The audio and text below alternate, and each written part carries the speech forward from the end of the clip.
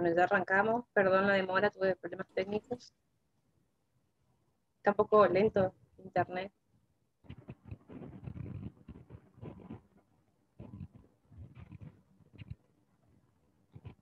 Doctora Segual Adriana, soy médica especialista en reumatología y en clínica médica. Hace unos poquito más de 10 años fui estudiante también en la Barceló en Santo Tomé. Actualmente me desempeño como médica reumatóloga en el Hospital Madariaga y en mi consultorio privado. Y bueno, es una alegría poder estar con ustedes. Así que yo les voy a ir contando y vamos a charlar de vasculitis sistémica y algo de fibromialgia. Si quieren, al final de la clase podemos charlar y me preguntan si tienen algunas dudas, ¿sí? Espero que sea lo más ameno la clase y, y puedan entender. Vamos a mirar el chat. Ok, está bien. Bueno, las vasculitis sistémicas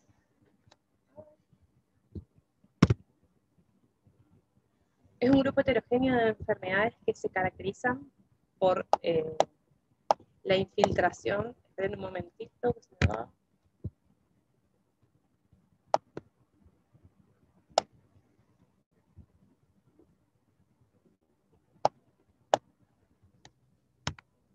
Bueno, es un grupo heterogéneo de enfermedades caracterizadas por la presencia de un infiltrado inflamatorio, necrosis o granuloma sobre la pared de los vasos. Y es muy importante si es necrosis o granuloma porque eso nos va a determinar qué tipo de vasculitis vamos a estar tratando. Afecta desde la aorta hasta los capilares, o sea, puede afectar desde grandes vasos hasta pequeños vasos. Hay diferentes mecanismos patogénicos involucrados que a medida que vayamos desarrollando cada tipo, les voy a ir comentando, y tiene una asociación variable a diferentes etiologías. Esperen que quiero cerrar una ventana que me queda muy incómoda. Ahí está. Bueno, para hablar de clasificaciones, hay muchas clasificaciones, pero lo más importante vamos a nombrar y les voy a explicar por qué nos vamos a manejar sobre un solo tipo de clasificación para poder tratar y poder establecer un diagnóstico al paciente. Tenemos las que están asociadas a la probable etiología. Lo más frecuentes son las asociadas a hepatitis C, hepatitis B, sífilis, asociadas a cáncer, como un síndrome paraneoplásico, las asociadas a vasculitis ANCA, ¿sí? Entre otras. Y después tenemos las que en función de la afectación del órgano que va a afectar. Puede ser piel, sistema nervioso central, lupus vasculitis, vasculitis sarcoidea, vasculitis de riñón, ¿sí? Pero la actualmente utilizada y que viene hace mucho tiempo vigente y no la pueden sacar del juego es la que se clasifica según el vaso y la etiopatogenia, ¿sí? Y vamos a dividir en vasculitis de grandes vasos, vasculitis de mediano vaso y vasculitis de pequeño vaso. Y las vasculitis de tamaño variable, que puede afectar una variedad importante, y también hay algunas que afectan los vasos venosos, que hace la diferencia de otro tipo de vasculitis que generalmente son arteriales, ¿sí? Entonces, lo más ocupado es el consenso de Chapel-Hill, ¿sí? Donde nos divide en diferentes tamaños, y vamos a ver que en los grandes vasos, las más importantes y más conocidas son las vasculitis de Takayasu o arteritis de Takayasu, las células gigantes, ¿sí? O arteritis de la temporal. Las de mediano vaso tenemos la PAN, que es la más conocida del grupo, la enfermedad de Kawasaki, que yo soy reumatóloga adulta, de adultos. Generalmente nosotros es muy raro ver en un paciente mayor de 16 años que se presente con una enfermedad de Kawasaki. Lo mismo que las de pequeño vaso, la de Takayasu también es frecuente en niños. Y después tenemos la de pequeño vaso, que pueden ser las vasculitis por crioglobulinemia, las asociadas a IgA o Henle, la hipocomplementemia, las vasculitis o vasculitis anti-C1Q, las membrana basal, glomerular y las asociadas a vasculitis ANCA, que son 3. Manifestaciones frecuentes de grupo heterogéneo de vasculitis tenemos. Se pueden presentar de muchas formas, así que ahora les voy a nombrar algunas cosas y después a medida que vayamos desarrollando cada patología específica, les voy a explicar mejor cada síntoma de la vasculitis. Pueden presentarse como mononeuritis múltiple o polineuritis, como una púrpura palpable, como infartos periunguiales, como necrosis digital, úlceras cutáneas, como característicamente es la glomerulonefritis pauciinmune, que esto lo hace, es la gran diferencia con la glomerulonefritis por lupus. Pueden haber infartos pulmonares confluentes, hemorragia pulmonar, que es lo más característico en las vasculitis, o cavitaciones pulmonar, que es característica de, por ejemplo, la vasculitis de Wegener, ¿sí? O la poliangiitis microscópica, que ahora después les voy a contar por qué va cambiando el nombre. Está el famoso síndrome pulmón-riñón, que no es característico de un solo tipo de vasculitis, sino que se presenta, es una forma de presentación cuando afecta a riñón y pulmón, y se presenta en un mismo paciente asociado a una vasculitis o no, ¿sí? O una vasculitis sistémica o una vasculitis secundaria a lupus, por ejemplo. ¿Está? Después tenemos inflamación crónica de vías aéreas, que es muy característico de las vasculitis ANCA, la sinusitis, la otitis, la laringitis, la traqueitis, como estoy yo en este momento. Puede también afectar el sistema nervioso central, como infartos, generar ceguera, característico de la arteritis de la temporal, afectación miocárdica, vasculitis intestinal, síndrome febril prolongado, y bueno, y síntomas de pérdida de peso, sudoración, poliadenopatías, que son síntomas comunes a cualquier paciente que esté cursando un cuadro inflamatorio, sobre todo de origen reumatológico. Bueno, ¿qué tenemos que considerar al momento de clasificar nuestras vasculitis y cómo vamos a decidir el tratamiento? Importantísimo es la extensión, ¿sí? Que ahora a medida que vayamos hablando le voy contando, la severidad. No es lo mismo una afectación de una púrpura palpable a una úlcera que comprometa más del 50% de una pierna, la profundidad, o una vasculitis intestinal o una vasculitis, por ejemplo, renal, ¿sí? Los factores desencadenantes, hay muchas vasculitis que son secundarias al uso de cocaína, por ejemplo, que es lo que más se ve, o alguna neoplasia, porque ahí vamos a tener que tratar la patología de base asociado al tratamiento para vasculitis.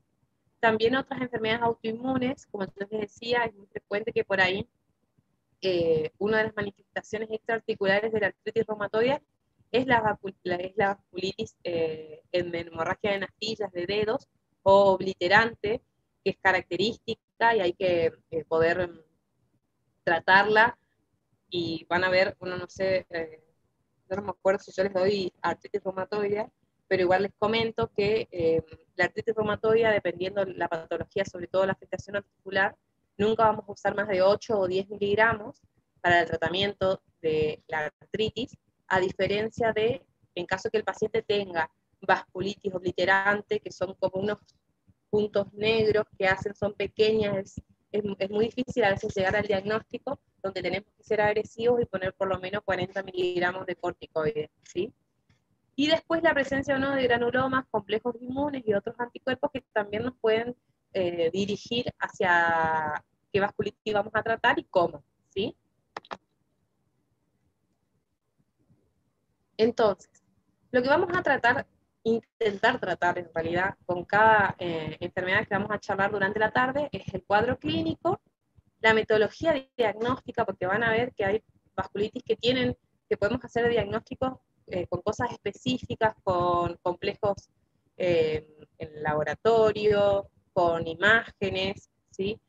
Y hay otras que simplemente tenemos que recabar datos e iniciar el tratamiento y ver la afectación de qué vaso para poder hacer el diagnóstico. Por ejemplo, la PAM, que no tiene ningún estudio diagnóstico preciso. Las complicaciones, ¿sí? Y el tratamiento que vamos a ver en líneas generales para cada uno. Entonces vamos a empezar con las vasculitis de grandes vasos. ¿Estamos? ¿Vamos bien? ¿Me siguen? Si hablo muy rápido, que alguien me pare, por favor. La vasculitis de Takayasu es una vasculitis granulomatosa que afecta a arterias de mediano y gran calibre, o sea, aorta y principales ramas. Afecta 9-1 a mujeres, más frecuente en raza oriental, y generalmente se presenta en menores de 40 años en el 95% de los casos. En mi experiencia, todos fueron menores de 40 años. Y la etiología es desconocida como la mayoría de las vasculitis, pero se puede encontrar el infiltrado en pared arterial, donde podemos encontrar macrófagos, células dendríticas y linfocitos T, que en líneas generales son bastante comunes en otros tipos de vasculitis, pero en este caso va a estar formando un granuloma. ¿Está? Para hacerle una salvedad, todas las enfermedades inmunes son siempre casi 9-10 veces más frecuentes en mujeres que en hombres. Las manifestaciones clínicas las podemos dividir en 2 etapas. Una etapa previa donde podemos tener síntomas generales, sistémicos, como astenia, anorexia, fiebre, sudoración, dolor articular, dolor muscular, lesiones vasculíticas, semejante al eritema nodoso. No sé si alguno tuvo la oportunidad de ver un eritema nodoso, son como unos nódulos en piel, que son rojo, caliente, sobrelevado, que puede ser pruriginoso y duele muchísimo. Generalmente se dan miembros inferiores. Que luego de un tiempo variable de meses a décadas recién, estos síntomas pueden pasar a la segunda etapa donde ya está instaurada la enfermedad con las complicaciones. Y en ese tiempo, este lapso puede durar casi 8 años. Y en la segunda etapa ya vamos a ver los síntomas característicos de la vasculitis de Takayasu, donde ya va a haber disminución o ausencia de pulsos arteriales. En el 98% de los casos se registra ausencia de por lo menos un pulso arterial. O sea, siempre que nosotros pensemos y tengamos la sospecha clínica, hay que ir a buscar los pulsos. Las arterias más afectadas son la radial, la cubital, la carótida. Es muy frecuente que el paciente por ahí debute con convulsiones o que debute con un brazo cianótico, ¿sí? O con un dedo negro, ¿está? Va a haber claudicación de extremidades, especialmente de las superiores. Al movilizarlas, el paciente va a sentir cansancio, no va a tener buen flujo sanguíneo, y es característico también los soplos sobre las arterias subclavias, aorta abdominal y carótidas, sí, que se presenta casi en el 86%, por eso también es muy importante, cuando tengamos la sospecha, ir a palpar pulsos arteriales, dependiendo donde pensemos que puede estar afectando. Acuérdense que va a afectar grandes arterias, y a juntar los soplos a ver si podemos encontrar, que puede ser en los brazos, que es bastante común, o en la parte de carótidas. Hay una dificultad para mirar hacia arriba, puede haber cefalea, cuadro vertiginoso, convulsiones, síncope, retinopatía con anastomоsis arteriovenosa, hemorragias, ¿sí? Y entonces, acá para graficar un poquito, me hubiera gustado poner más imágenes, pero por ahí no son tan buenas las que uno puede buscar en internet, y no tengo muchas imágenes de mis pacientes, la verdad. Pero acá vemos un dedo necrosado, ¿sí? Por isquemia. Y en la segunda etapa, entonces, resumiendo, podemos encontrar isquemia intestinal, que es un cuadro grave esto, desde el vamos, pero la isquemia intestinal es muy grave. Los pacientes pueden presentar hipertensión arterial, hipertensión pulmonar, puede haber insuficiencia aórtica, que es la valvulopatía más frecuente en la vasculitis de Takayasu y rara vez requiere cirugía, insuficiencia cardíaca derecha o izquierda, infarto agudo de miocardio, síndrome de Raynaud, ¿sí? Que es la coloración de esta parte de los dedos, ¿sí? Que debería cumplir tres pasos con palidez, cianosis y rubicundez cuando se abre el vaso sanguíneo, ¿sí? Para poder llamarlo como un fenómeno de Raynaud, nefropatía secundaria, hipertensión arterial de larga evolución, y otros, ¿sí? Como el ACV, como cuadro importante. En el laboratorio podemos encontrar que es bastante común en todo proceso inflamatorio, puede haber anemia de trastornos crónicos, leucocitosis, trombocitosis como reactantes de fase aguda que van a estar elevados. Es característica la eritro y la PCR elevada y es lo que nos va a marcar la actividad de la enfermedad. Eso es importante. Perdón. Es importante porque mediante estos marcadores nosotros vamos a poder hacer un seguimiento de si el paciente mejora o no, porque cuando lleguemos al diagnóstico probablemente el paciente o ya tenga estenosada la arteria, ¿sí? Y nosotros no podamos dilatarla con el tratamiento médico y en un tiempo futuro plantear un tratamiento quirúrgico cuando esté inactiva la enfermedad, ¿sí? Y tenemos que tener algunos marcadores importantes, que son marcadores de otras enfermedades negativos, como el factor reumatoideo y el FAN, ¿sí? Pero todo puede variar en la reumatología. Pero en líneas generales se quedan con este concepto, ¿sí? ¿Cómo vamos a hacer el diagnóstico? Es importante la biopsia, donde vamos a encontrar una panarteritis con inflamación granulomatosa, con infiltrado mononuclear y células gigantes. Es frecuente la estenosis segmentaria y rara la trombosis. ¿Está? Quiere decir que a lo largo de la arteria puede estenosarse en diferentes zonas y hacer como un rosario. Esto, si bien es mucho más común en la arteria temporal, en la arteritis de temporal, también podemos ver en la de Takayasu.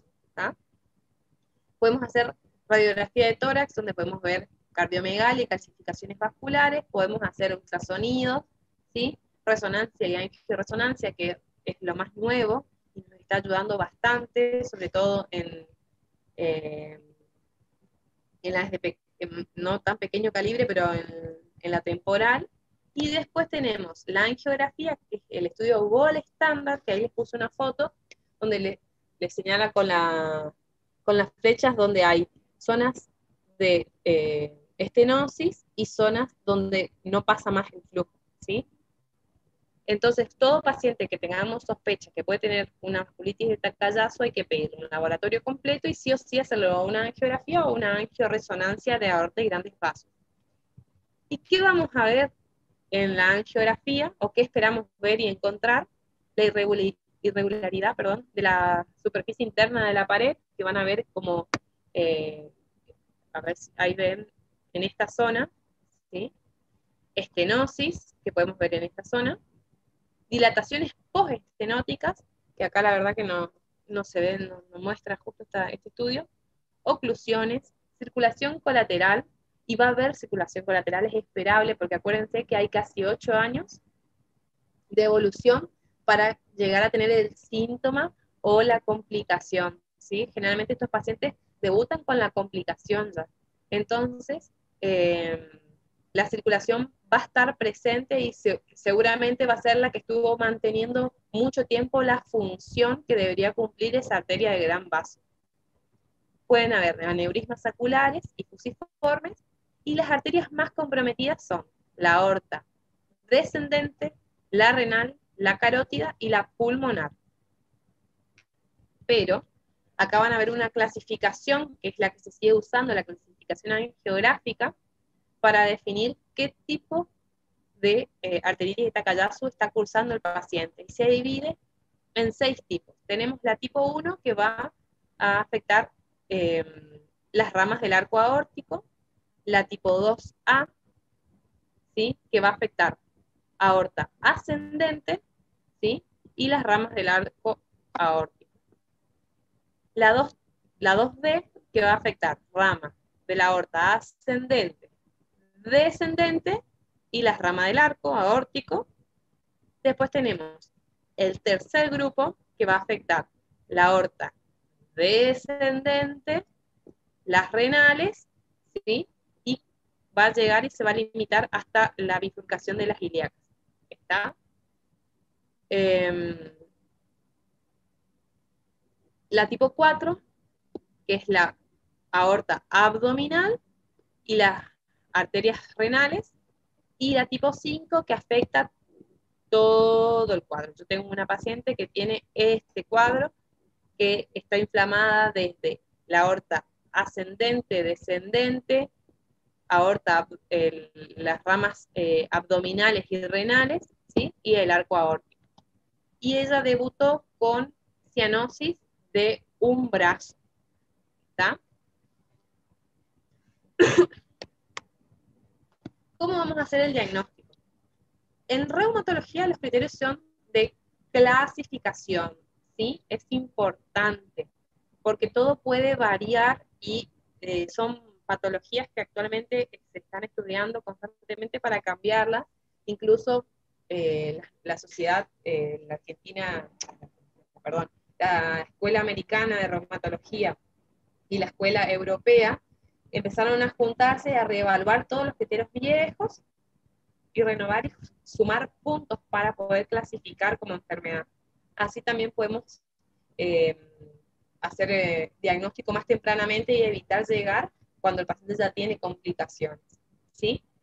Por el momento tenemos el más usado, que son de 1990, que era solamente del Colegio Americano de Reumatología, donde es característico que sea menor de 40 años el inicio de la enfermedad, que tiene que tener presente la claudicación de los miembros, pulsos disminuidos, sobre todo el braquial, la diferencia de la presión diastólica o sistólica de brazos, en realidad es sistólica, perdón, de mayor de 10 milímetros de mercurio entre ambos brazos, soplo audible en la auscultación de subclavias y de la aorta abdominal y característicamente la angiografía alterada. ¿Está? Sí o sí el paciente debe cumplir esos criterios para clasificar.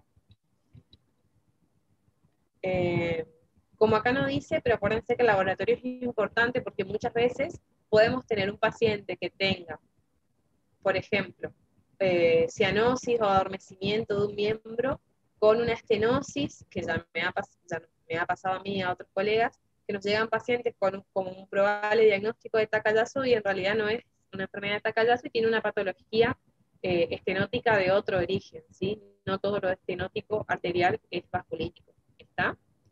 Entonces, en 2010 se reunieron nuevamente y decidieron actualizar un poco. Entonces, sí o sí, fíjense que ponen en primer lugar las anomalías angiográficas para hacer el diagnóstico, que ellos los toman como dilatación o aneurismas, estrechamiento u oclusión, o engrosamiento de la pared arterial, que habitualmente tiene que ser segmentario o focal, y no debidas a otras causas, ¿sí? Como les decía yo, aterosclerosis, displasia fibromuscular, ni causas similares, entre otras, y tiene que sumar uno de los siguientes, que puede ser déficit del pulso o claudicación, siempre hay que buscar eso en los pacientes en el examen físico, la diferencia de la presión sistólica de los 4 miembros mayor de 10 milímetros de mercurio, los soplos audibles, hipertensión arterial, y acá ingresa la elevación de la eritro a la PCR, que también nos va a hacer diagnóstico y nos va a hablar de actividad.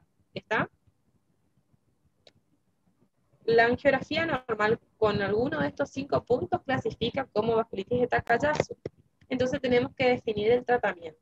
¿Está? El tratamiento médico lo vamos a dividir en dos, ¿sí? Generalmente está el tratamiento agudo, que salva vidas, ¿sí? Pero que tiene un montón de efectos adversos, que es el tratamiento con corticoide altas dosis.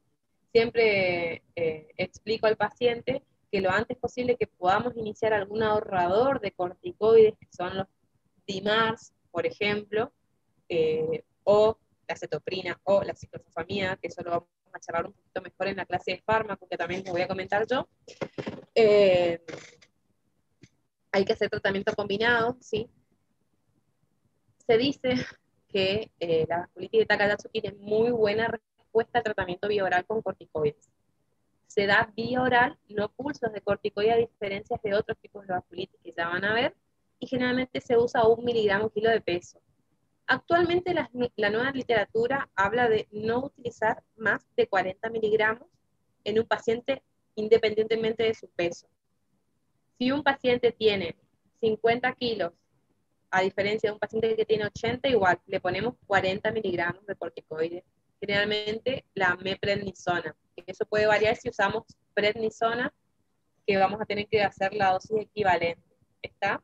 El tratamiento es sostenido y la disfunción de la dosis o la disminución va a ser lenta y paulatina, ¿está? No es que le damos 10 días de tratamiento y suspendemos, no. Una vez que iniciamos, generalmente lo que se hace en el consultorio es, una vez al mes, citar al paciente con un laboratorio e ir controlando los reactantes de fase aguda que van a ir mostrando cómo evoluciona el tratamiento. Y en este caso agregar la inmunosupresión crónica, que la idea es poder ahorrar el efecto adverso del corticoide, ¿sí? Como glaucoma, síndrome de Cushing, pérdida de la visión, hipertensión arterial, diabetes, osteoporosis, entre otras. Se utiliza el metotrexato, que se puede utilizar en dosis a partir de 15 miligramos, se usa semanal asociado al ácido fólico. Generalmente la cajita de presentación ya viene 4 comprimidos para que no haya equivocación. También se utiliza mucho la ceftoprina, que se usa de 1 miligramo kilo aproximadamente. O sea, un paciente con un peso estándar debería tener entre 100 a 150 miligramos días de tratamiento. El tratamiento es diario.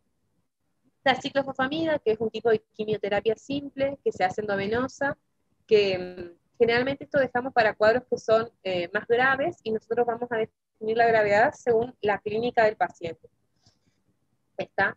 Y los reactantes de fase aguda y lo que veamos en la angiografía. Pero en líneas generales podemos empezar por cualquiera de los 3 primeros como ahorrador de corticoides. ¿Está? En caso que no funcione, se puede combinar los 2 primeros, ¿sí? O saltearnos a la ciclofosfamida, y la ciclofosfamida generalmente se utiliza 1 gramo mensual, ¿sí? Endovenoso, y después de 6 meses, que podemos llamar como tratamiento de inducción, se pasa a un tratamiento de mantenimiento donde podemos pasar a metotrexato o a cetoprina. ¿Estamos? Y después las nuevas terapias que se fueron incorporando, o hay terapias que son off-label o según experiencia de expertos, son los anti-TNF, sobre todo el infliximab, sí, que es una droga que se está dejando de usar, pero sigue vigente mediante la vasculitis de Takayasu, o la antiinterleuquina 6, que es el tocilizumab, ¿sí? Que hay varios en el mercado de diferentes marcas, que son medicaciones de alto costo. Es una medicación, el anti-TNF y la antiinterleuquina 6, son medicaciones que salen casi 100.000 pesos por mes para mantener el tratamiento. Y después tenemos, una vez que nosotros tenemos la remisión de la enfermedad, con el tiempo podemos proponer una cirugía vascular o una angioplastía transluminal percutánea de ser necesario.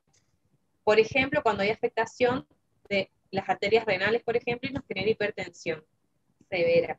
Generalmente nos pasa en la vida diaria que los cirujanos cardiovasculares no quieren instrumentar un vaso que tiene una enfermedad inflamatoria como antecedente, porque ellos dicen que al manipular el vaso genera mayor inflamación y puede desencadenar la enfermedad.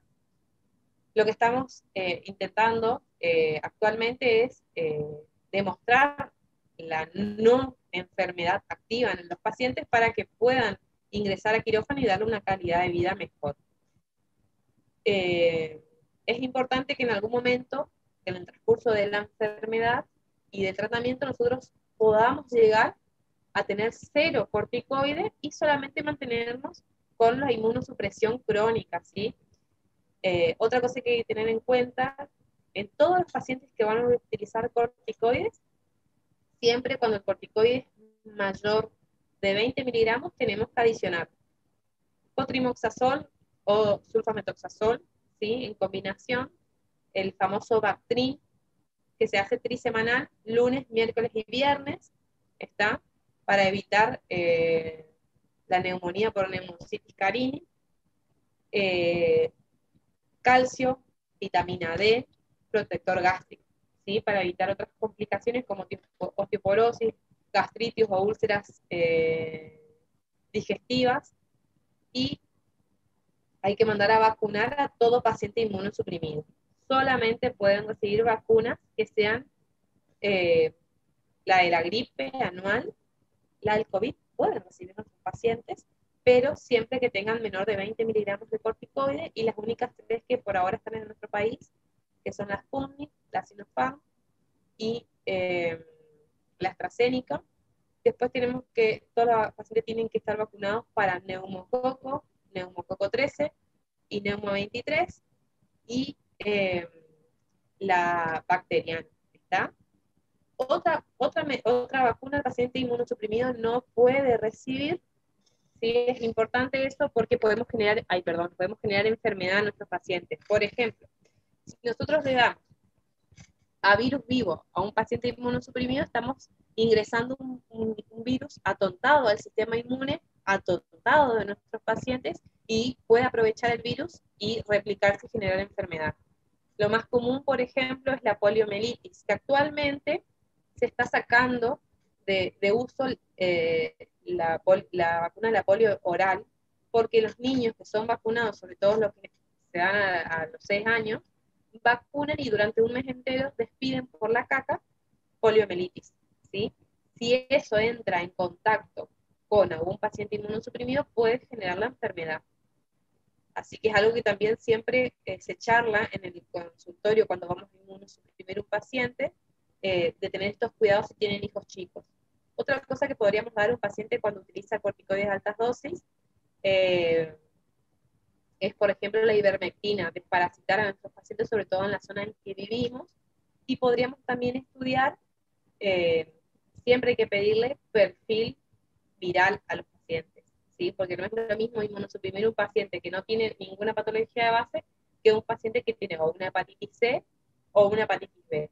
Es muy común encontrarnos y hacer diagnóstico de una hepatitis B o C, sobre todo la B, que el paciente no esté enterado de que tuvo un contacto con el virus y el virus quedó encapsulado en la célula hepática. Estamos. Igual la parte de corticoides y de cuidados me van a charlar bien con la doctora Miguel. Eso para cerrar un poco de arteritis de Takayasu. 12 menores de 40 años, ¿sí? Con el estándar, la angiografía, y dependiendo qué va a afectar, es lo que vamos a tratar, ¿sí? Corticoide de altas dosis que después se descienden y algún ahorrador de corticoides. Para seguir con las arteritis de grandes vasos, tenemos la arteritis de temporal o de células gigantes, que también es una vasculitis granulomatosa sistémica, pero que afecta a las arterias de mediano y gran calibre.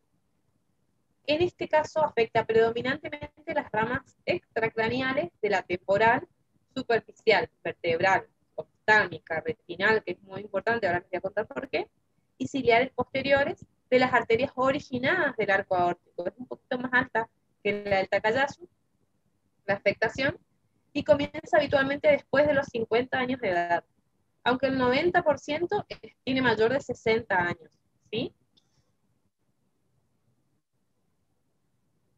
Y característicamente se la relaciona casi en un 90% a otra enfermedad que no sé si la van a charlar conmigo, creo que no, pero es la polimialgia reumática, ¿sí? Que son síntomas más sistémicos, ¿sí? Que se pueden asociar a la arteritis de célula temporal, que se caracteriza por presentarse mayores de 60 años, con reactantes de fase aguda elevados, y no hay artritis, pero hay sí una bursitis, hay una tendinosis de las grandes cinturas escapulares y pelvianas. El paciente característicamente inicia de forma aguda con dolor en hombros y en caderas, pacientes que llegan que no pueden ni siquiera levantar el brazo para peinarse, ¿sí? Asociado a claudicación de la mandíbula, cuando comen se les traba, por ejemplo, pueden tener cefalea en zona temporal y terminar generando esta vasculitis con afectación y pérdida de la visión, ¿sí? Afectación de las arterias temporales. Entonces, como clínica vamos a dividir local y sistémico. Sistémico, en lo que les comenté, la polimialgia reumática, que el diagnóstico es clínico, ¿sí? Pueden tener fiebre, pérdida del apetito, astenia, pérdida de peso, artralgias, depresión y malestar los pacientes, ¿sí? Y local, que es más característico de la arteritis, cefalea de reciente comienzo en un 90%, es intensa, bitemporal, que aumenta con la noche o con el frío, y es muy característico que cuando les da el viento duela, ¿sí? Hay hipersensibilidad al roce en esta zona, inclusive hay muchas veces que podemos hasta palpar la arteria temporal o verla con su forma rosariada. Acuérdense que también es segmentaria y granular, igual que la vasculitis de Takayasu. Claudicación mandibular, que es un síntoma de la polimialgia reumática. Puede haber necrosis de la lengua o disfagia. Puede haber necrosis del cuero cabelludo. Ceguera súbita, ¿sí? Que es una de las pocas urgencias reumatológicas que tenemos nosotras. Y la causa es porque hay una neuritis óptica isquémica anterior. O sea, hay una inflamación del nervio óptico por falta de la llegada de sangre, ¿sí? Y generalmente, ahora les voy a comentar en el tratamiento, pero el paciente que tiene, o el diagnóstico, generalmente los pacientes debutan con la enfermedad, con la neuritis óptica. O sea, ya vienen con la ceguera de uno o ambos ojos, que lo que nosotros vamos a hacer, el tratamiento en forma aguda, rápida y precoz, en caso de que no esté afectado el ojo contralateral sano, para evitar la progresión, ¿sí? Porque se dice, está escrito que en un lapso de menos de 15 días entre la pérdida de la visión por arteritis celular temporal de un ojo, a los 15 días se puede perder la visión del otro ojo y el paciente queda discapacitado y ciego. Puede haber amaurosis fugaz, que eso nos puede llevar a pensar en otros diagnósticos diferenciales. Puede haber compromiso del sistema nervioso central, como una ACV, que es muy poco probable, muy poco frecuente, perdón, y manifestaciones infrecuentes como URIAM, ANGOR, pericarditis, artritis. Y síntomas relacionados a la arteria temporal, como yo les había dicho, puede estar dolorosa, dura, anfractuosa y con ausencia del pulso. Entonces, ¿qué síntomas me van a sugerir que un paciente que me consulta a la guardia o al consultorio podría estar desarrollando una arteritis de células gigantes?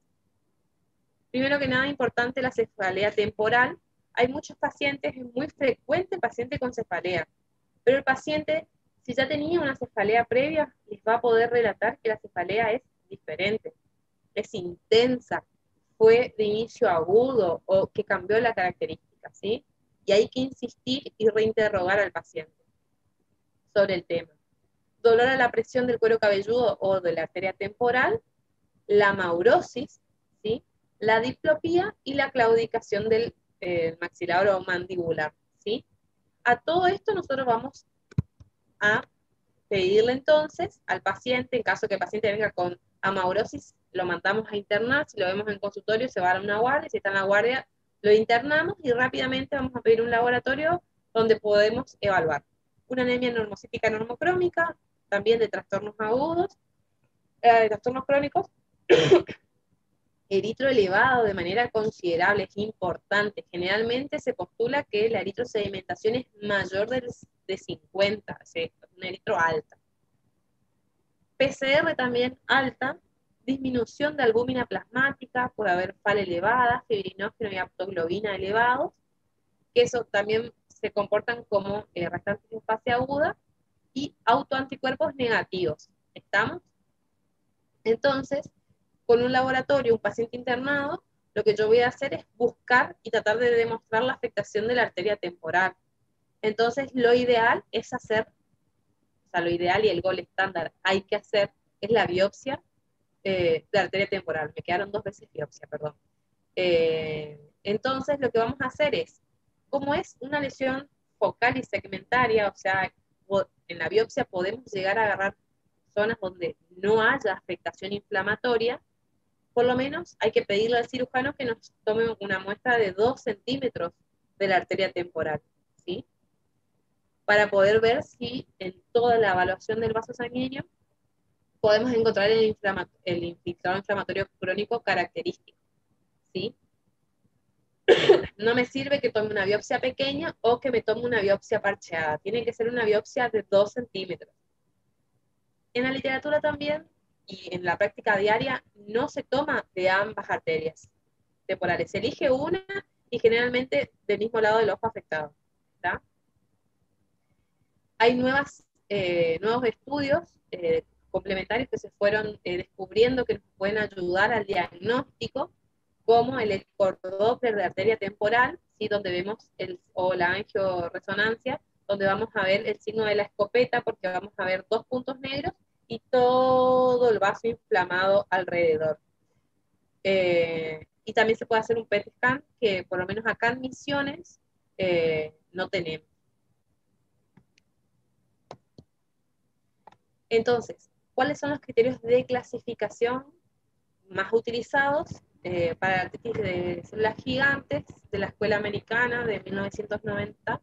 Tenemos que la edad de inicio tiene que ser igual o mayor de 50 años, tiene que ser una cefalea de reciente comienzo o de características diferentes a las habituales, tiene que haber una arteria temporal anómala al examen físico. La verdad, generalmente yo nunca encontré, las veces que tuve pacientes así, nunca encontré en la exploración una alteración local de la arteria temporal. Sí, la pérdida de la visión y el laboratorio acompañante con la eritrola PCR elevada. Fíjense que acá no tienen en cuenta la PCR, pero la PCR hoy en día es tan importante como la eritro para hacer el diagnóstico y el seguimiento de estos pacientes. Y la biopsia compatible con ACG, que tiene que tener un infiltrado inflamatorio con predominio de células mononucleares o inflamación granulomatosa, frecuentemente con células gigantes multinucleadas, que no siempre se encuentran. Y si no se encuentran, pero yo tengo alta sospecha, tengo un paciente mayor de 50, 60 años, con una clínica característica, el diagnóstico es irrefutable y se tiene que hacer el tratamiento. ¿Estamos? ¿Cómo vamos a hacer el tratamiento? Va a depender si tenemos o no afectación ocular, o sea, si hay o no amaurosis. Si hay amaurosis, o hay amaurosis fugas, y nosotros asumimos que esto es una arteritis de células gigantes, nosotros no puede pasar ni 24 horas sin que nosotros seamos agresivos con el tratamiento y vamos a hacer pulsos endovenosos de metilprednisolona de 1 gramo durante 3 días, ¿sí? Fíjense que acá yo les aclaro que una vez establecida la ceguera es difícil contrarrestar dicha afectación, pero sí disminuyó la chance de la afectación contralateral. O sea, evito, lo que yo estoy tratando es que el otro ojo no pierda su vista y que el paciente no quede con ceguera bilateral. Siempre hay que asociar estatinas y aspirinas, acuérdense, por la inflamación del vaso, conlleva más riesgo de trombosis, y continuar después con dosis vía orales ya mencionadas, que en realidad todavía no mencioné, pero con pacientes que no tienen afectación ocular, pero sí tienen una inflamación de la arteria temporal, tienen cefalea, tienen una biopsia compatible, pero no tienen ceguera, lo que podemos hacer es ponerle 1 miligramo kilo, acuérdense, nunca más de 40 o 60 miligramos. Al mes se tiene que empezar a bajar la dosis y siempre tenemos que controlar con laboratorio y la clínica, control, por ejemplo, de la claudicación mandibular, de la cefalea, tiene que siempre asociarse a un ahorrador de corticoides, generalmente se usa metotrexato, se está usando muchísimo. El tocilizumab está aprobado en el tratamiento de arteritis de células gigantes actualmente, que es una gran herramienta para el tratamiento, ¿sí?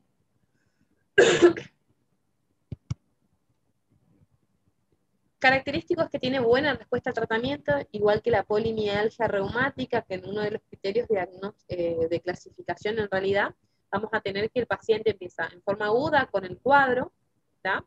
Con el cuadro de dolor de cinturas escapulares y pelvianas, estoy hablando de la polimialgia reumática, y el tratamiento no va a ser mayor de 8 miligramos de corticoide o 10 vía oral diario, ¿tá? Y a las 48 horas el paciente hace una media vuelta y mejora casi al 100%. Eso también nos hace diagnóstico de una polimialgia reumática. Fíjense que la polimialgia reumática es mucho menos grave que una arteritis de células gigantes. Si bien vienen de la mano, el tratamiento es diferente. Si yo tengo un paciente que al examen físico tiene mucho de arteritis de temporal, o sea, afectación alta de la arteria, pero con síntomas de polimialgia reumática, obviamente vamos a tratar la arteritis, de paso ya va a tratar la polimialgia, ¿estamos? Pero si solamente tengo un paciente con polimialgia reumática, voy a tratar con no más de 8 a 10 miligramos día de corticoides, y después podemos evaluar un ahorrador de corticoides. La polimialgia reumática es la única enfermedad reumatológica que se cura, ¿sí? Generalmente se hace un tratamiento de 2 años a base de corticoides, pero sabemos que el corticoide, por más que la dosis sea chica, pero en el tiempo tiene muchos factores, eh, eventos adversos, entonces se agrega un DMARS, que de elección generalmente es el metotrexato. Y en caso que no funcione, se puede utilizar el tocilizumab, que es el antiinterleuquina 6, que ya les había nombrado, que también usamos en la vasculitis de Takayasu.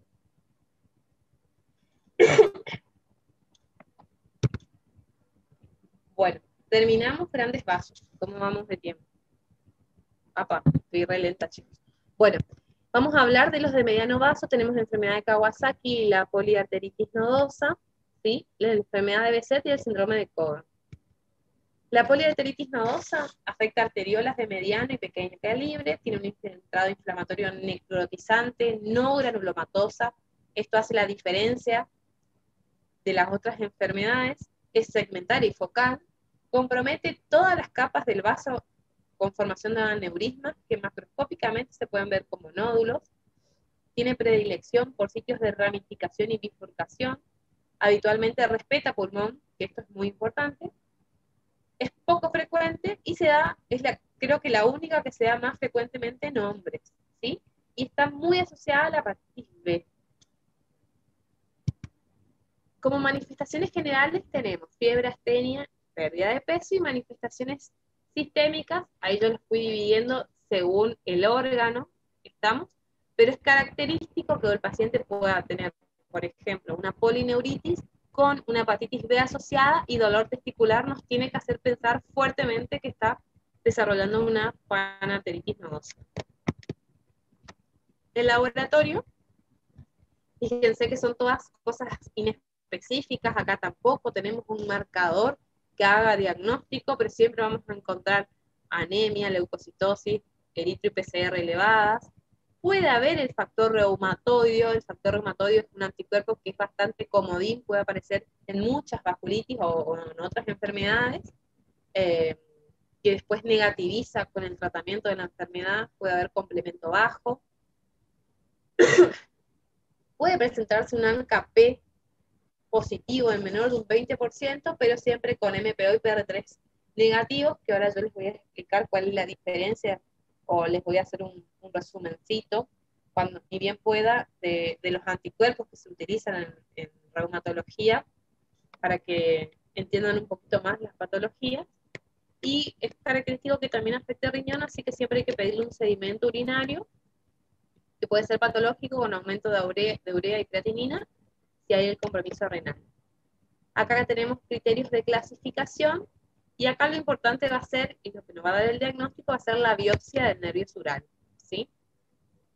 Que podemos encontrar en anatomía patológica es zonas que alternen entre sanas y afectadas, por eso son lesiones focales, presencia de circunferencia parietal, que nos va a dar la afectación sectorial, afectación de toda la pared, o sea, es una panarteritis, visibles sobre la pared arterial, o sea, una periarteritis, perdón, y se localizan especialmente, como ya les había nombrado, en la bifurcación arterial, ¿sí? Que podemos ver el aneurisma.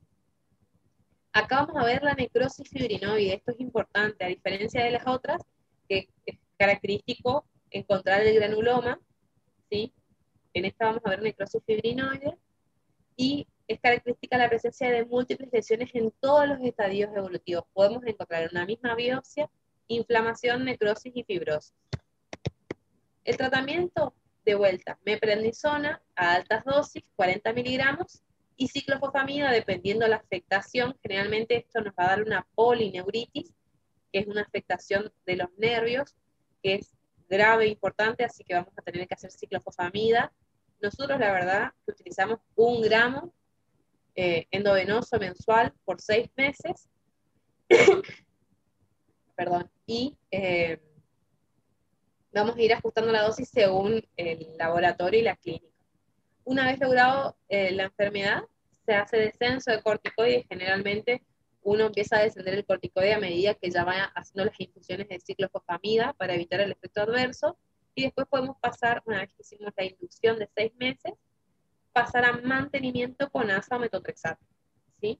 Generalmente tiene buen pronóstico si lo detectamos de manera temprana, pero a veces es muy difícil. Bueno, en casos severos, en vez de darle corticoide bioral, se podrían hacer glucocorticoides endovenosos, 1 gramo por 3, previo a la infusión de ciclofosfamida. También se puede utilizar anti-TNF o inmunoglobulinas, que es bastante frecuente la utilidad en las enfermedades reumatológicas. Y en casos de que haya hepatitis B asociada, hay que hacer plasmaféresis para poder retirar los complejos inmunes de sangre, y tratamiento de enfermedad de base, el antiviral, para poder hacer el control de la hepatitis que nos está generando la vasculitis, ¿sí? Enfermedad de Behçet. Perdón que voy a ir un poquito más rápido porque es larga la clase y es una vasculitis que compromete en particular vénulas, pero puede involucrar vasos de cualquier tamaño y sistema, ¿sí? Nos complica un poco. Se caracteriza por el compromiso mucocutáneo y ocular recurrente. Es característico el eritema nodoso en pacientes con Behçet, y es característico la afectación de ojo con afectación de uveitis, que genera ceguera del paciente, ¿está? Así que ahora igual les voy a nombrar más adelante, pero todo paciente que tengamos un diagnóstico o la sospecha de enfermedad de Behçet debería tener una evaluación por un oftalmólogo que esté bien preparado en evaluar uveitis. Estamos, porque no todos saben, y es una complicación porque nos cambia a nosotros el tratamiento y el pronóstico del paciente. Se afecta sobre todo a individuos jóvenes, menores de 40 años, pero tiene un segundo pico de incidencia que se da luego de los 60. Es casi excepcional que se dé en niños, y es característico que se asocia al HLA B51, que no, solito el HLA no hace el diagnóstico, pero siempre sumado a la clínica nos hace el diagnóstico y eh, nos engloba al paciente en Behçet. Bueno, como manifestaciones clínicas vamos a tener, que esto es característico, las úlceras orales, que se dan casi en un 100%. Van a ver que los pacientes en los criterios diagnósticos tienen que tener úlceras orales a repetición, por lo menos más de 3 veces al año, asociadas a úlceras genitales. Las úlceras orales no dejan cicatriz, son súper molestas, súper dolorosas, profundas, recurrentes, y las genitales dejan cicatriz, dicen que son indoloras, pero no, la verdad que los pacientes que he evaluado son dolorosas porque a veces se sobreinfectan y es una zona muy delicada en los genitales. Podemos tener lesiones cutáneas, que les dije, perdón, el eritema nodoso a la cabeza,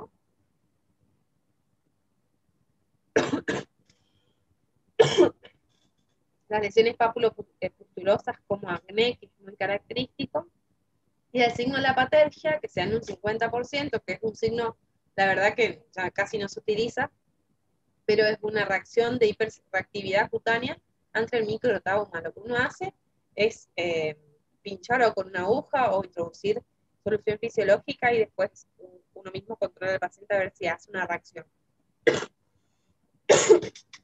Ay, perdón, estoy usando una sinusitis y ya tuve COVID, por las dudas. Bueno, y como otras manifestaciones tenemos ocular, que es característico también, que es progresivo, crónico, recurrente y bilateral, con afectación uveal, o sea, hay uveitis, y hay signos característicos al examen oftalmológico que nos hacen pensar en uveitis. Pueden haber precipitados granulosos de células, ¿sí? Puede haber compromiso neurológico, que es poco frecuente pero severo si se da. Pero los pacientes pueden tener oligoartritis simétrica no erosiva, o sea, inflamación articular, y es muy característico la tromboflebitis o la trombosis venosa profunda y aneurismas de la aorta abdominal. Nosotros tenemos un paciente acá en el hospital que es un BZ, que él tiene eritema nodoso, tiene afectación articular, hizo en algún momento afectación de los cartílagos y actualmente lo último que viene muy activo es la trombosis.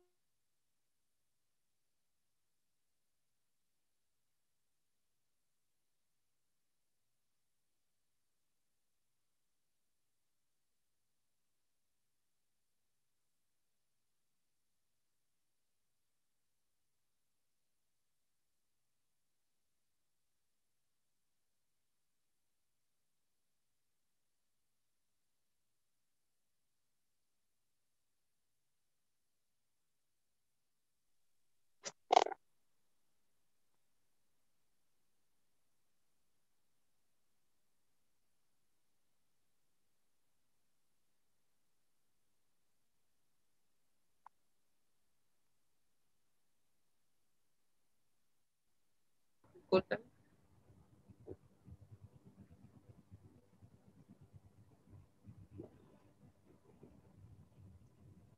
Bueno, como les...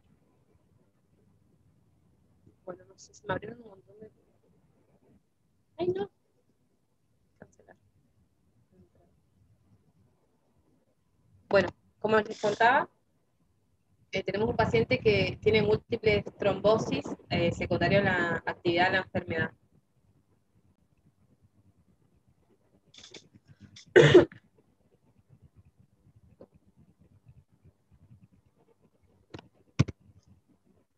Para hablar un poquito de la uveitis, que es lo que le vengo nombrando hace como 2 o 3 diapos, que afecta al 70% de los pacientes, genera visión borrosa, uni o bilateral, anterior o posterior. Es importante definir si es anterior o posterior porque el tratamiento es totalmente diferente y el pronóstico es diferente. Cuando hay afectación posterior genera ceguera.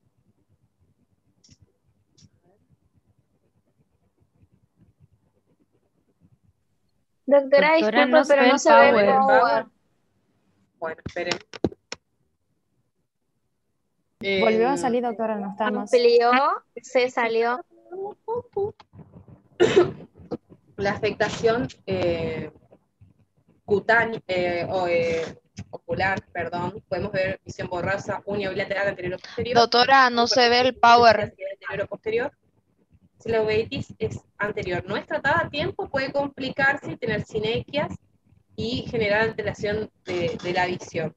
Pero cuando hay vasculitis retiniana, o sea, posterior, produce área de isquemia, sinequias y desprendimiento de retina y con eso ceguera. Estamos. Después tenemos. Doctora,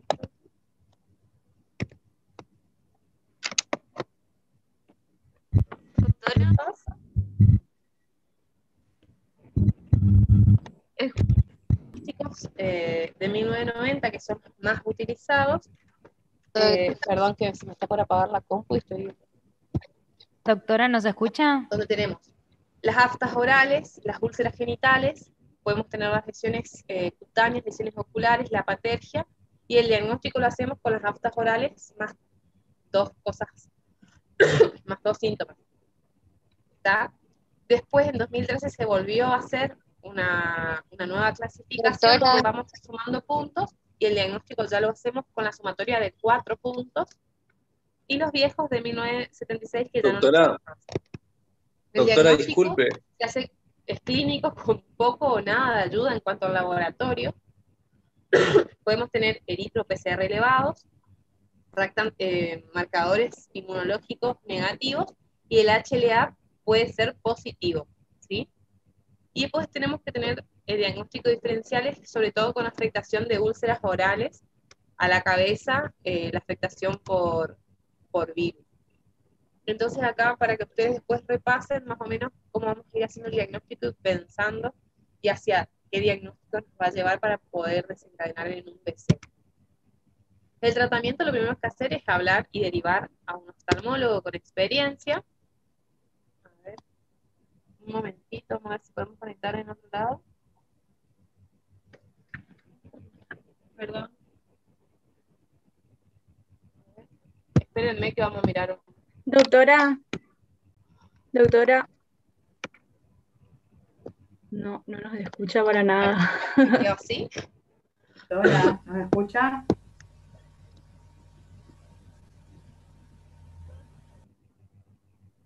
Bueno, la enfermedad no controlada con las lesiones aftosas se trata tópicamente, podemos darle algún jarabe con antihistamínicos, se usa mucho la colchicina como antiinflamatorio, la dapsona, se puede el corticoide a dosis variables, ¿sí? El acetoprina, la ciclofosfamida, interferón alfa, y no se usa la anticoagulación en estos casos si no hay trombosis pulmonar. Espérenme que no sé qué pasa a la compu. Un día me quedé sin internet en mi casa. No me cargo.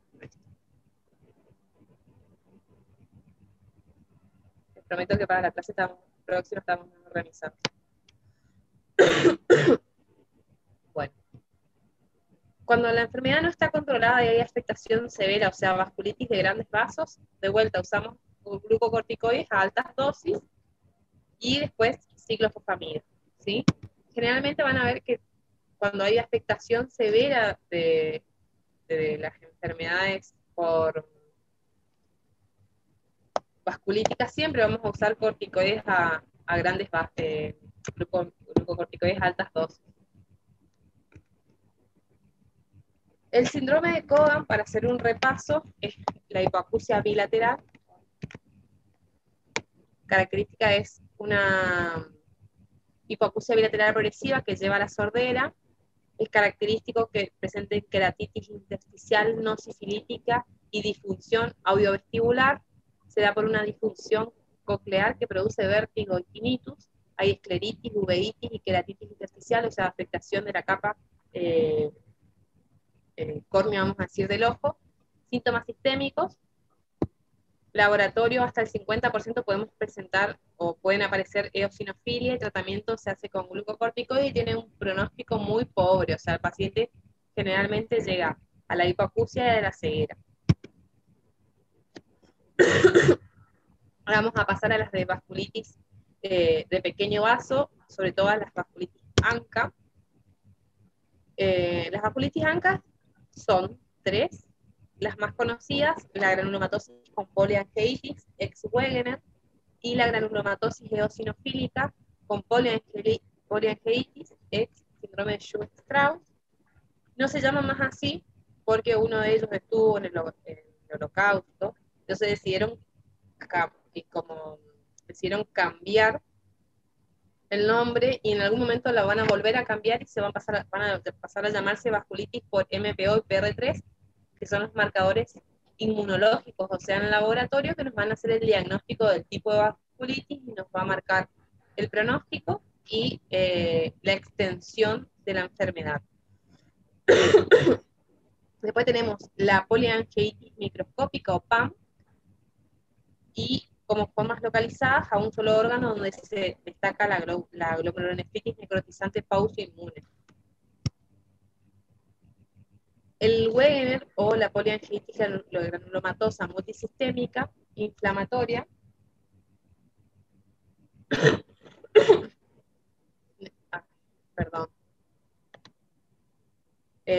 es inflamatoria necrotizante y tiene formación de granulomas, tiene una incidencia de 8 a 30 millones de habitantes, no tiene preferencia de sexo, pero acuérdense que como toda enfermedad inmune, es más frecuente en mujeres y se da generalmente a la edad media. Compromete especialmente la vía aérea superior, vía aérea inferior y riñón, ¿sí? Porque es importante poder definir estos tres tipos de afectación, porque eso nos va a definir la gravedad y el tratamiento. Si solamente tenemos vía aérea superior, sinusitis, que no sobrepase la epiglotis, solamente la vía aérea superior, vamos a tratar con metotrexato vía oral o subcutáneo y nada más. Se puede dar corticoides, y si nosotros sobrepasa, ya considerando la vía aérea inferior, sea pulmón o estenosis subglótica o riñón, el tratamiento es con corticoides a altas dosis y pulsos de ciclofosfamida como inducción y después mantenimiento, acetoprina, micofenolato, ¿sí? Metotrexato, que no es lo ideal, pero se puede utilizar en caso de no tener otra medicación a mano. Obviamente que la afectación del pulmón y riñón tiene mayor mal pronóstico. Generalmente el Wegener se asocia al marcador de PR3 o ANCA-C. El ANCA-C es dependiente de operador, o sea, depende del bioquímico que pueda ver la muestra y poder ver el infiltrado citoplasmático. Y el MPO y el PR3 se hacen por ELISA, o sea, si es positivo o negativo, o sea, no podría haber chance de error. Y el MPO y el PR3 lo que nos va a marcar es actividad de la enfermedad. Entonces, yo tengo un paciente que tiene sinusitis, tiene fiebre, tiene reacción de espacio aguda elevado, yo le pido los marcadores, me viene un PR3 positivo, yo sé que con el tiempo, en unos 6 meses aproximadamente, yo le voy a volver a pedir un PR3 y debería venir bajo o negativo, o mejor que la primera vez, porque estoy haciendo un tratamiento y eso debería negativizarse, o sea, nos hace diagnóstico y además nos controla la actividad de la enfermedad. ¿Estamos? El PR3 tiene muy buena respuesta al tratamiento, pero tiene mayor recaída, ¿sí? ¿Qué quiere decir eso? Que el paciente probablemente esté mucho más tiempo tratado o requiera un tiempo prolongado de corticoides a bajas dosis, a diferencia del MPO. Eso es hablando un poquito de los anticuerpos. Acá les hice un resumen, después ustedes pueden repasar de la afectación que tiene por diferentes compartimentos corporales la enfermedad. Acá les dejo una foto que es muy característica, que es en la silla de montar, cuando hay afectación del cartílago nasal, y eso se cae y cae en la nariz. Esto es característico de la enfermedad de Wegener. ¿Sí? Acá podemos ver que la afectación pulmonar hay nódulos que se van a tender a cavitar, a diferencia de los otros tipos de vasculitis, que lo característico es la hemorragia alveolar. Si bien puede presentar hemorragia alveolar, lo característico son estos nódulos que al hacer la biopsia vamos a encontrar vasculitis. El primer diagnóstico diferencial de esto son cavernas por TBC. Así que siempre hay que tener en cuenta. Y aparte cuando esto se forma la caverna, queda ese espacio vacío y puede sobreinfectarse y tener complicaciones infecciosas a repetición. Y generalmente también está postulado que los pacientes con Wegener tienen o están, ¿cómo les podría decir la palabra? Colonizados por Staphylo aureus, que eso va a generar el desarrollo, o sea, es uno de los postulantes que pueden generar la enfermedad. Entonces hay algunos médicos que utilizan Bactrim trisemanal o mucilocina nasal.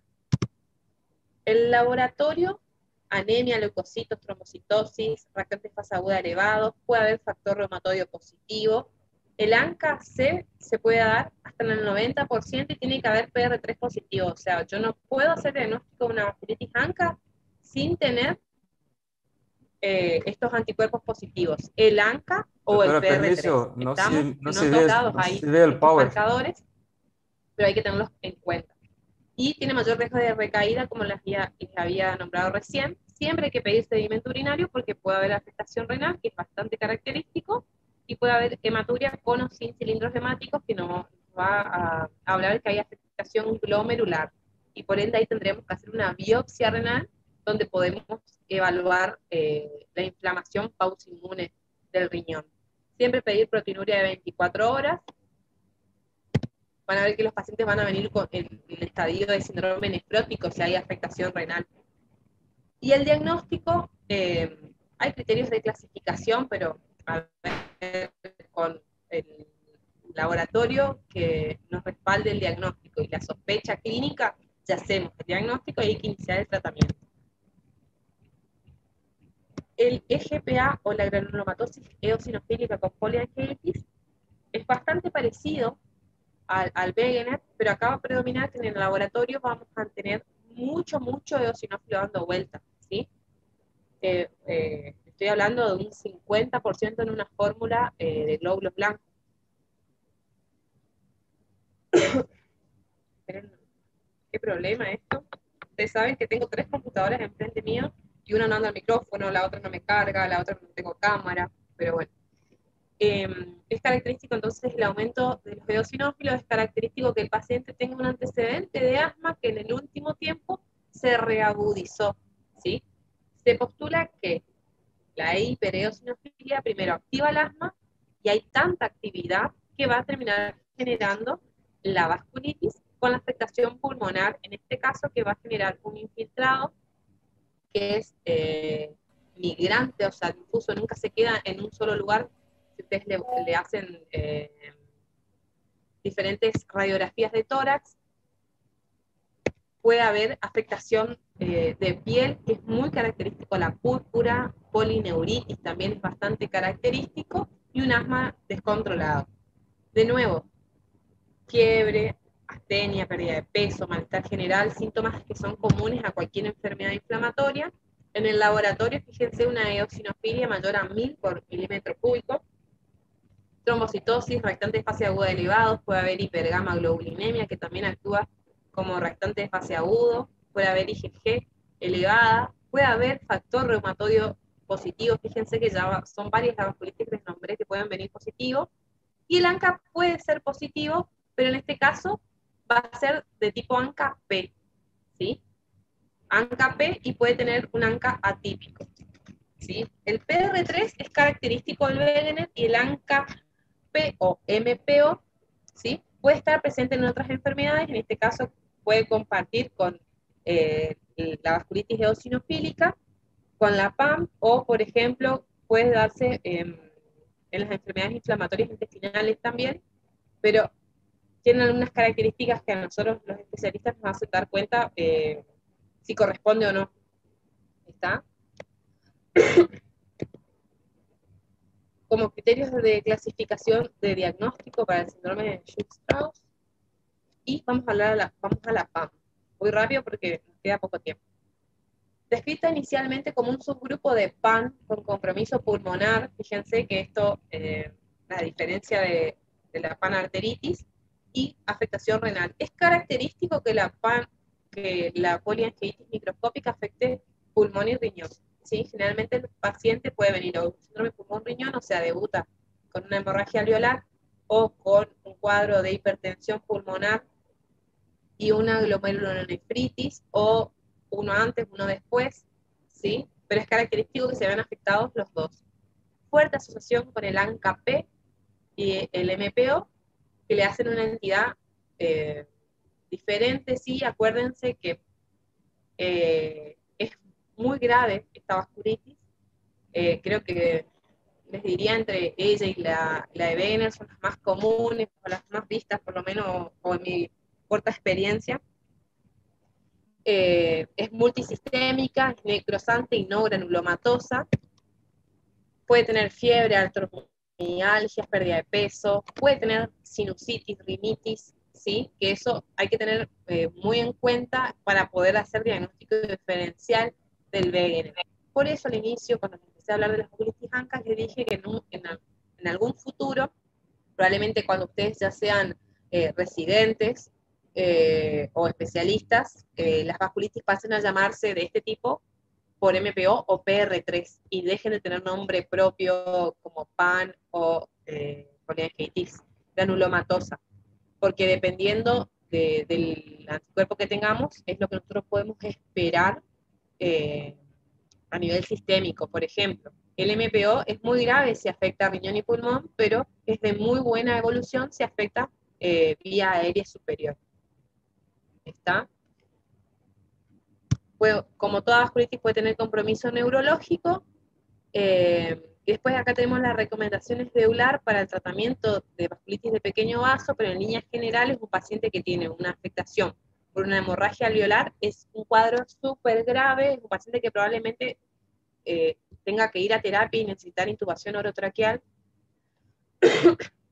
o afectación del riñón, generalmente hacen o glomerulonefritis rápidamente progresivas. En ese caso nosotros tenemos que hacer pulsos de corticoides de metilprednisolona por 3, y después definir qué tratamiento vamos a utilizar como ahorrador de corticoides que se pueden utilizar. Para estadios graves de enfermedad se puede usar pulsos de ciclofosfamida, rituximab, plasmaféresis, gamma globulina. Esas cuatro drogas podemos utilizar. El rituximab cuesta mucho conseguir, es muy caro, pero hay veces que podemos darnos el lujo de utilizar. Y en caso de afectación solamente localizada a la vía aérea superior, podemos iniciar tranquilamente con metotrexato. Y después el mantenimiento puede ser micofenolato, acetoprina, dependiendo de la afectación de órgano específico. Bueno, y acá les hago un poquito de algunas recomendaciones para el tratamiento, que pueden leerlas. Y ahora les voy a hablar de otro tipo de vasculitis, que también son de pequeño vaso, pero no son vasculitis asociadas a ANCA, y tenemos la vasculitis por hipersensibilidad, que es necrosante cutánea leucocitoclástica, que es una inflamación segmentaria y necrosis de vasos, que en especial sean venas postcapilares de la dermis. La vasculitis leucocitoclástica es como que yo pusiera en una bolsa un montón de caramelos de diferentes gustos, ¿sí? ¿Qué quiero decir con esto? Que la vasculitis leucocitoclástica engloba un montón de patologías y no me la diferencia que yo tenga un paciente que tiene una púrpura, que tenga una petequia, que tenga unas lesiones ampollares hemorrágicas, o que tenga, por ejemplo, no sé, una úlcera, ya no sería leucocitoclástica en ese caso del todo, pero me hace pensar a mí que hay algo, es como la punta del iceberg, la vasculitis leucocitoclástica, pero no es característico de ninguna enfermedad. Puede ser hasta secundaria en cuadro infeccioso, ¿sí? Y lo característico es que afecta a la piel, ¿sí? A eso lo llamamos leucocitoclástica. La púrpura de Jolin-Henoch es casi el 90%, o sea, le digo el 100% en niños menores de 10 años. Hay afectación de los vasos sanguíneos en la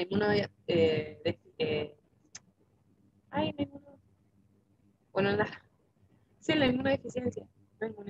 Bueno, no me sale la palabra. Bueno, en los vasos, en el estudio, vamos a ver el depósito de IgA, es una vasculitis por depósito de IgA, y tiene una tétrada clásica donde hay 100% afectación de piel, da púrpura, hay afectación articular, da dolor gastrointestinal, a diarrea, y puede afectar el riñón. Lo característico es piel y gastrointestinal, y generalmente el tratamiento es o con corticoides a bajas dosis, o con reposo del paciente con los miembros elevados. Es muy frecuente en pediatría este cuadro. Ahí ustedes pueden leer, tratamiento de sostén, como les decía, corticoides a bajas dosis, y generalmente el pronóstico es bueno si es que no hay afectación del riñón.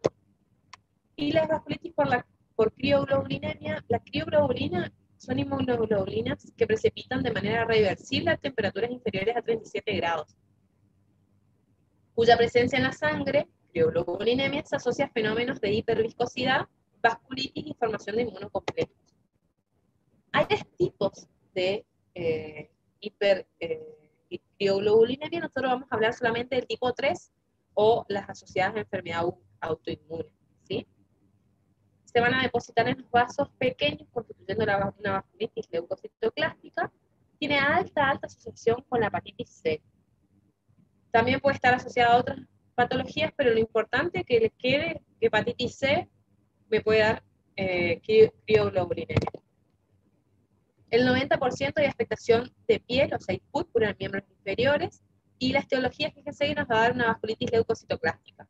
O sea, todas las púrpuras que nosotros venimos nombrando que van a aparecer en las diferentes vasculitis, siempre me van a dar el diagnóstico de vasculitis leucocitoclástica.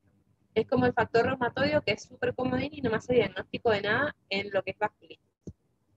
Puede haber livedo reticular y fenómeno de Raynaud, urticarias, hemorragias, úlceras, artralgias, afectación de glomerulonefritis manifestada por microhematuria, proteinuria, síndrome nefrítico o nefrótico, y muy poco, pero puede haber neuropatía.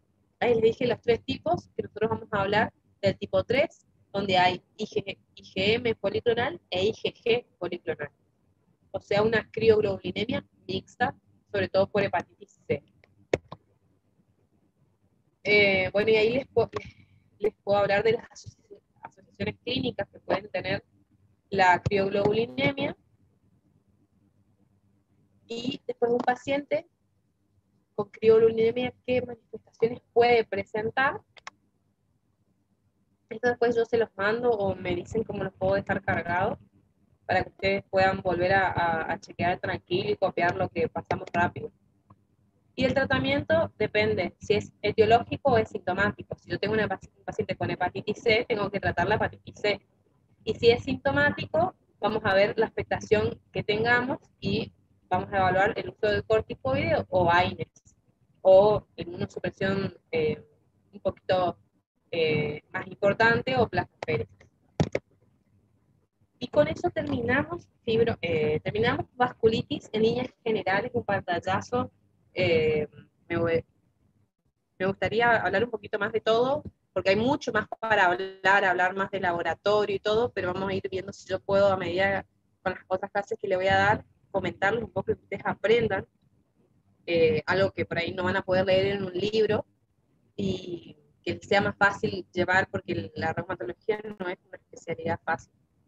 Y hay, muchas veces tendemos a confundir. Fíjense que son muy parecidas todas las vasculitis, hay muy pocas características que lo hacen diferente a una de otra. ¿Estamos? A ver cómo venimos de tiempo. Perfecto. Bueno, y ahora vamos a cambiar rotundamente de cuadro y vamos a hablar de la fibromialgia, que es una situación o una enfermedad, a mí me gusta llamarlo más un estado, más que enfermedad, muy prevalente en las épocas que estamos pasando, y se caracteriza por ser una enfermedad crónica, donde hay dolor musculoesquelético generalizado. El paciente llega a la consulta y vos le preguntas, ¿qué te duele? Y te dice, me duele todo, me duele desde la punta del pelo hasta la punta del dedo, y característicamente tiene puntos fibrocísticos, que son ahí el dibujo que les puse, que son los puntos de presión, ¿sí?, que vamos a ir haciendo, que se van a sumar, son 18 puntos en total, y que nos van a dar una pauta de que el paciente podría estar desarrollando el diagnóstico de fibromialgia, ¿sí? Es característico que al interrogatorio el paciente refiera síntomas que no son evaluables ni constatables por el médico, son síntomas subjetivos, no objetivos. Hay pacientes que han dicho que tiene sangre verde, hay gente que ha dicho que se le explotan las rodillas, hay gente que dice que se le inflaman las articulaciones, pero en realidad no, hay gente que tiene parestesias, bueno, un montón de síntomas interminables. Es una gran simuladora, y pueden haber diferentes tipos de fibromialgia. Está la fibromialgia asociada a una enfermedad autoinmune, que por ejemplo un paciente que está desarrollando una artritis reumatoidea y realmente tiene inflamación articular, y el dolor articular por inflamación es tremendo, y entonces el paciente no descansa bien, al otro día se levanta cansado, igual tiene que hacer su vida, trabajar, cuidar hijos, estudiar, lo que tenga que hacer, y lo hace cansado, llega a la noche y de vuelta no puede descansar como se debe, y eso genera como un agotamiento mental. El paciente está confuso, refiere que no recuerda las cosas, tiene estos dolores que migran o que cada vez se hacen más fuertes, y cuando el paciente se da cuenta, pasaron meses y él convive con el dolor, ¿sí? Y toma un montón de analgésicos y no pasa el dolor, ¿está? El diagnóstico es clínico. Con todo esto que les estoy contando, nos basamos en el examen físico con los puntos fibrocísticos y obviamente descartando que no tenga una inflamación articular, por ejemplo, u otra cosa, y el interrogatorio. Es muy común preguntarle si se sienten cansados, se asocia mucho al síndrome de fatiga crónica, el paciente vive cansado, refiere que hay veces que hay pacientes, dependiendo de lo que haga el paciente, ¿no? Pero hay pacientes que están 9, 10 horas en cama y se levantan cansados, y siempre yo les explico que no depende de la cantidad de horas en la cama, sino de la calidad del sueño, si el sueño es reparador o no, si se levanta a la mañana descansado, ¿sí? Bueno, como les decía también, esto de no acordarse las cosas, de perderse, es muy común los cambios de humor, o tienen facilidad al llanto, o están muy irritables, tienen tanta toxicidad cerebral que genera que todo lo malo se multiplique por 10. ¿Qué más les puedo contar de la fibromialgia? Que no sea tan de libro, para que ustedes puedan el día de mañana ver un paciente y decir, mira, puede ser una fibromialgia. Es muy frecuente que si uno pregunta al paciente si tiene concepción de cuándo iniciaron los síntomas, si previo a eso presentó alguna situación emocional, familiar, pérdida de un familiar, pelea, problemas laborales, él pueda expresar. Y muchas veces también es frecuente que el paciente no sepa definir qué lo llevó a esta situación, a este estado de fibromialgia, y mediante el tratamiento psicológico pueda descubrir cosas que por ahí su mente lo tapó, ¿sí? Muchas veces yo le explico al paciente es como tener una piedra en el zapato que constantemente al caminar te genera dolor. Entonces lo que hay que hacer es remover y trabajar, pulir y hacer lo necesario para que esa piedra desaparezca o se achique y generarle calidad de vida. Normalmente, también, como yo le he dicho, los tipos son asociados a enfermedades reumatológicas. El paciente que simula una fibromialgia para sacar un rédito, por ejemplo, faltar al trabajo, el famoso hacerse pasar por enfermo, o la que tiene la base o secundario a trastornos psiquiátricos, ¿sí? Que hay un montón. Y ahí el tratamiento ya no es tanto del dolor, sino hay que hacer o ahondar más en el tratamiento psiquiátrico del paciente, ¿sí? El tratamiento, entonces el diagnóstico clínico igual siempre es de buen actor médico pedir un laboratorio básico, ¿sí? Para descartar otras causas, radiografías. Generalmente el reactante de fase aguda tiene que venir normal, no debería venir alterado. Hay que tener en cuenta que por ahí el paciente puede tener un montón de síntomas y ser el inicio de otra enfermedad, por ejemplo, no sé, una paciente joven que tenga, no sé, el desarrollo de una enfermedad de Takayasu a 8 años y está cansada, le duele todo, ¿está? Siempre hay que tener en cuenta eso y escuchar al paciente, pero también actuar como médicos en pro del paciente. El tratamiento, entonces el diagnóstico es clínico y el tratamiento tiene 3 pilares. La psicoterapia, que tiene que ser una terapia conductivo-conductual, si no nos sirve que el paciente haga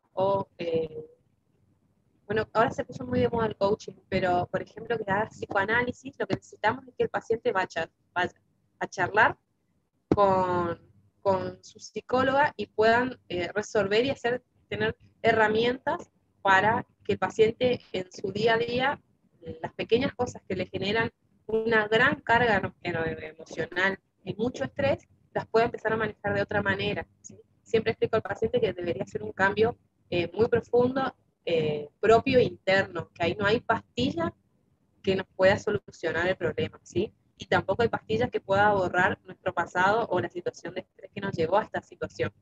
Por eso es muy importante poder hacer un tratamiento psicológico, remover y poder generar de todos esos sentimientos abono, explico al paciente, para poder utilizar lo que nos está pasando de forma más positiva en nuestro cuerpo y nuestra mente. Y bueno, y después tenemos el ejercicio físico. Los pacientes generalmente no quieren hacer ejercicio físico porque les duele todo, pero es un gran paso y es importante y está demostrado científicamente que es uno de los grandes pilares del tratamiento para la fibromialgia. Pueden hacer lo que quieran, pero generalmente lo que recomendamos es que hagan natación o aquagym, tai chi, stretching, me comí la S, perdón, o pilates, ¿sí? Sobre todo el tai chi es muy bueno porque trabaja la propiocepción. Y después vamos a pasar al tratamiento. El tratamiento se hace los tres en forma paralela. Pero después tenemos el tratamiento modulador del dolor, que lo que vamos a buscar es aumentar la serotonina, que es algo que está deficiente en la sinapsis cerebral y disminuye el umbral del dolor. Y por eso a estos pacientes les duele cosas que normalmente no deberían doler. Entonces, se usa pregabalina, amitriptilina y analgésicos. A mí personal, bueno, y la duloxetina también, son las tres que utilizamos actualmente para el tratamiento del dolor. Antes eran utilizadas para depresión. No es lo que nosotros buscamos en este momento, pero a muchas o a muchos puede ayudarle a aumentar un poquito el estado de ánimo y vamos a empezar siempre. A mí me gusta mucho la amitriptilina, es la más barata y es la que menor intolerancia genera al paciente. Lo que yo hago es dividir la dosis, generalmente se inicia con 25, pero la primera semana le doy 12,5, o sea, la mitad por la noche, porque yo lo que voy a intentar es hacerla dormir, ¿sí? Y de a poquito empezar a aumentar esa serotonina presináptica. Y la idea es, nada que yo le dé hoy, mañana la va a tener nueva a la paciente, pero con el tiempo, al mes sería lo ideal, reevaluarla y reajustar, ¿sí? Aparte, muchos pacientes son muy sensibles y es medicación que puede generar levantarse dormidos, cansados, como empeorar los síntomas hasta que el cerebro se adecue y el cuerpo a la medicación nueva.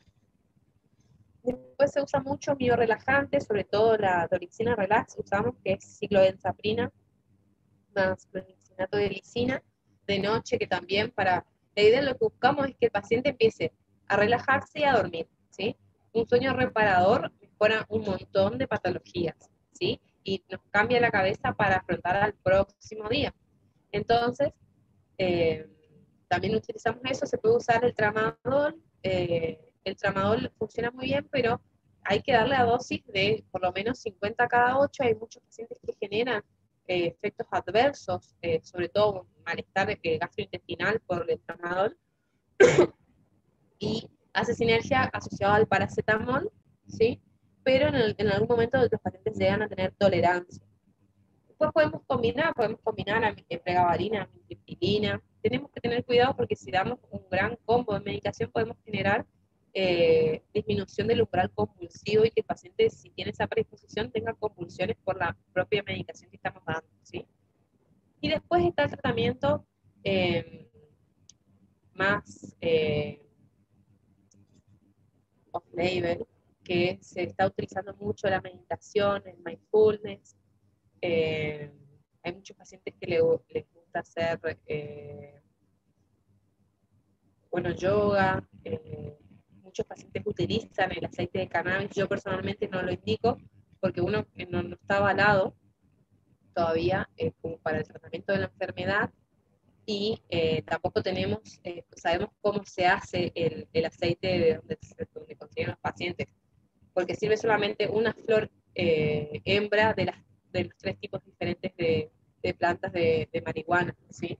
Entonces depende del paciente y tampoco depende de los receptores cannabinoides que tenga el paciente en el cuerpo, también eso va a definir qué efecto le puede generar. Así que yo principalmente no me enojo con el paciente si por su cuenta lo quiere iniciar, no tengo ningún problema, yo lo que busco es el bienestar del paciente, pero no lo indico. ¿Está? Esta es una enfermedad que genera alta tasa de ausencia laboral. Los pacientes buscan aislarse, buscan no trabajar. Hay pacientes que les gusta vivir enfermos, y esos son los pacientes que tienen una fibromialgia asociada a la pregabalina. Es el paciente que le gusta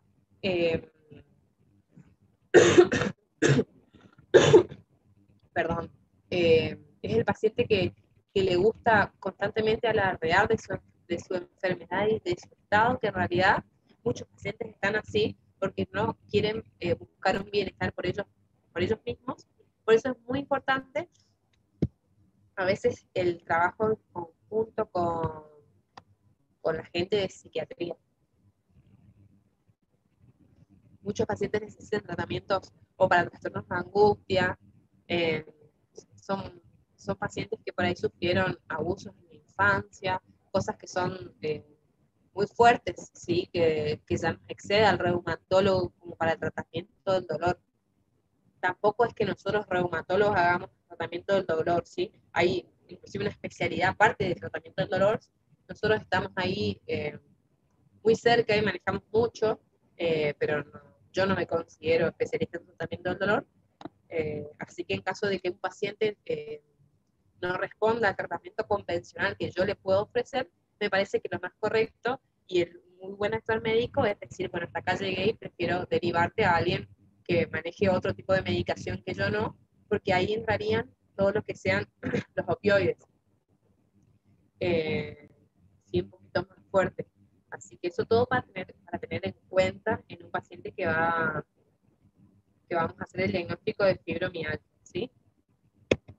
Y acá les presento nuestra sociedad. Nosotros nos regimos todos los reumatólogos formalmente formados por la Sociedad Argentina de Reumatología y generalmente vamos sacando guías prácticas para el diagnóstico y tratamiento de diferentes enfermedades y acá les dejo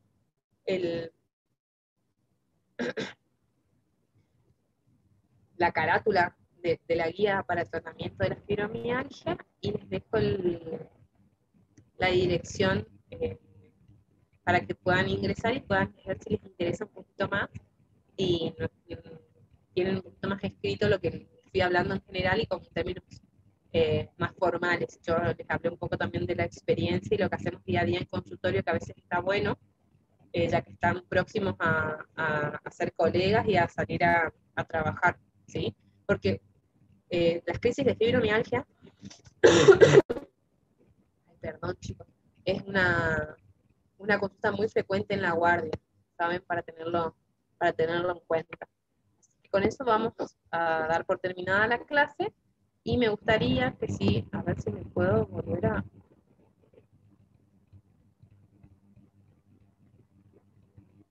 poner grande. Si tienen alguna consulta, alguna duda, me hagan las preguntas pertinentes.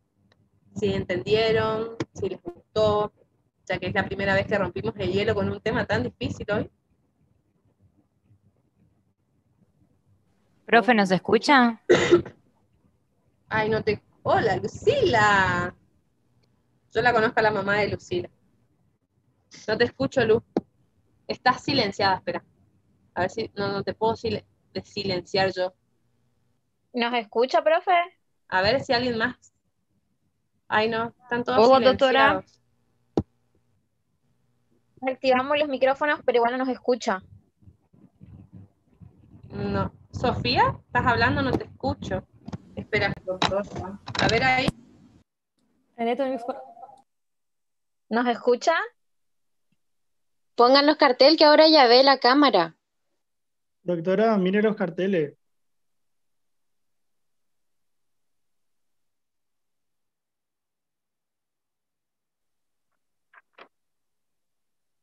Háblenle hasta que le aparezca en la pantalla, chicos, los que tienen los carteles. Doctora, Doctora, no nos escucha desde hoy. desde hoy, desde el cartel de vasculitis, bueno,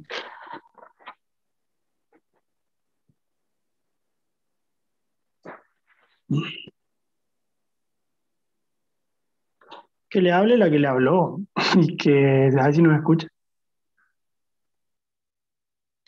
No, pero tampoco le escuchó a esa chica, solo le vio en la pantalla. Doctora, ahí le estoy hablando.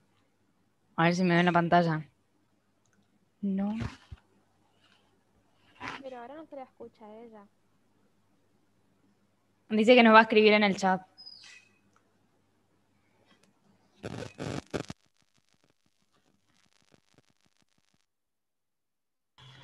Pedile por favor que suba la clase. Pero a ella le escuchamos, sí.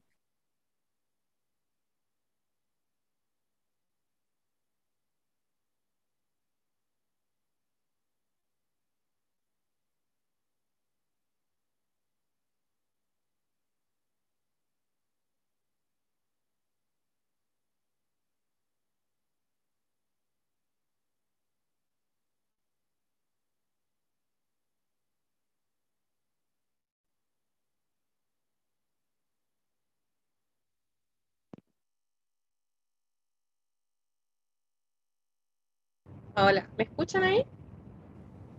Sí, ¿usted ¿Ahí me nos escucha? Hola. ¿Me escuchan? Sí. ¿Ahí sí? Bueno, ahí está.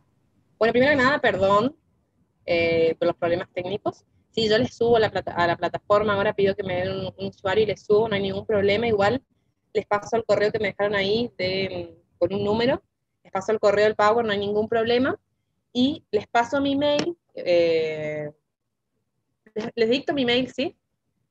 Porque como tampoco vi que tampoco pueden leer lo que escribo, es Adri SEE, que son las 3 iniciales de inicio de mi apellido, 28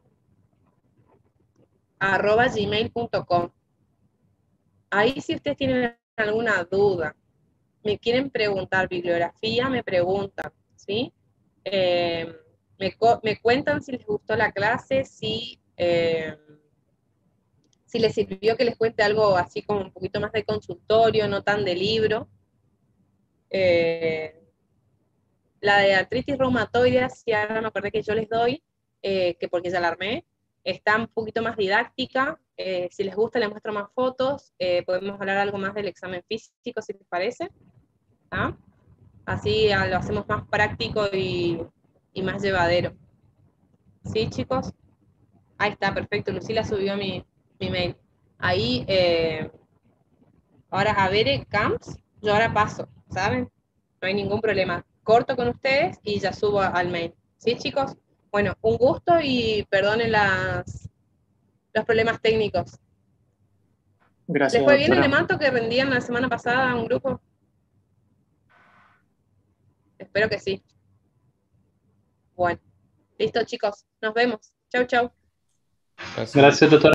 Gracias, hasta luego.